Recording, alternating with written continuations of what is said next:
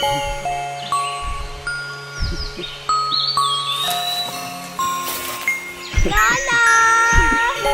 Habol mo ako!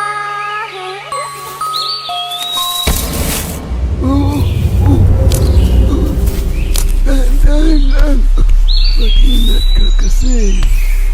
Apo ko, Opo, Lola. ang huli kong boto. Opo, Lola. Ito ay para sa'yo. Lagi mo sanang pakakatandaan. Opo, Lola. Bago man lang lumubog ang araw, ibig mo sana ang pagmamahal at pagpakumbaba sa iyong kapwa. Nayaon naman ang iukit ng tadhana para sa iyong kasaysayan. Sapagkat sisigatin muli ang araw na may dalang liwanag sa iyong bukas. Ngunit kukulang naman ang iyong mga luha sapagkat maalala mo itong pinulong ko sa iyo.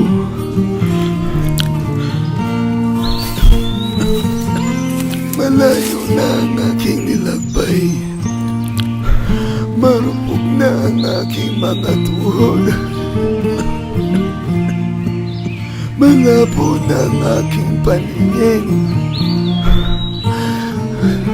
Pagpasensyahan mo na aking apo.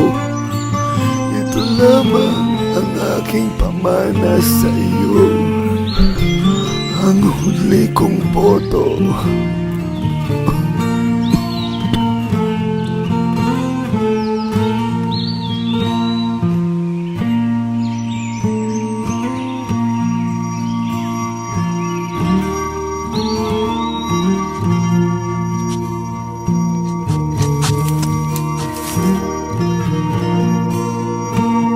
Lola!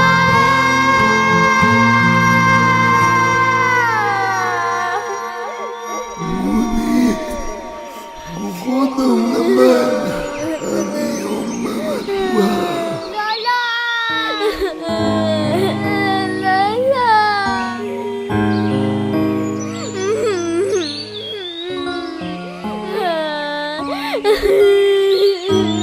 Lola!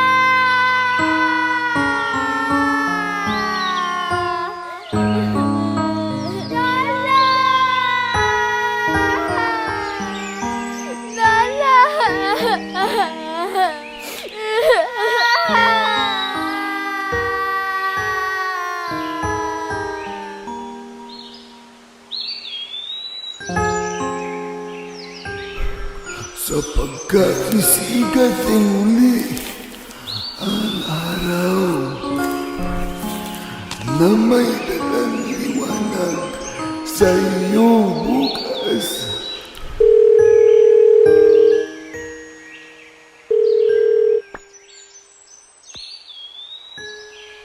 Hello, anak! Hello, anak!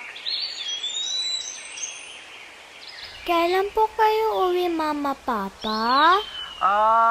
Malapit na, anak. Anak, may pinadala kami sa'yo ng mama mo. Oo, yung mga paborito mong laruan. Basta anak, mag-aral ka ng mabuti ha. Opo. Okay, anak. Babay na muna. May work pa si Mama at Papa. Bye-bye. Babay, anak. Bye-bye anak, ingat.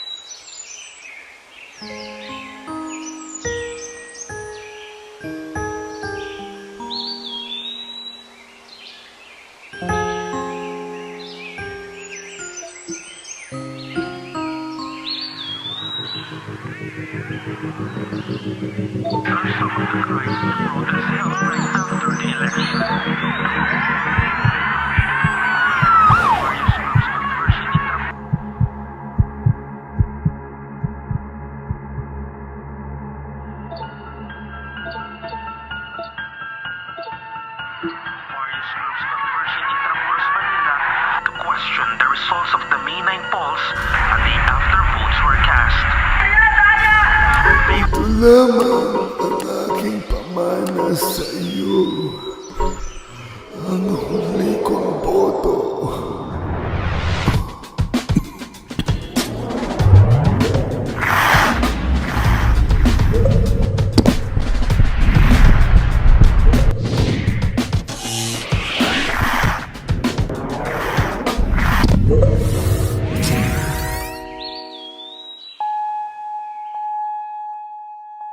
Ibig mo sana ang pagmamahal at pagpakumbaba sa iyong kapwa.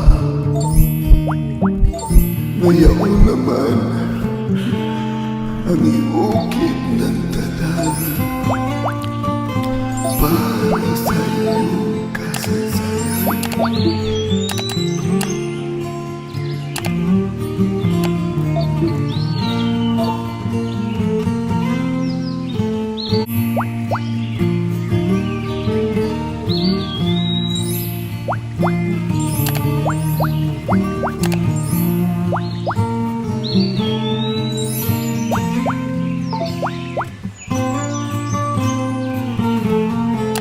Inday Sara Duterte, oh, bagong Pilipinas, bagong mukha.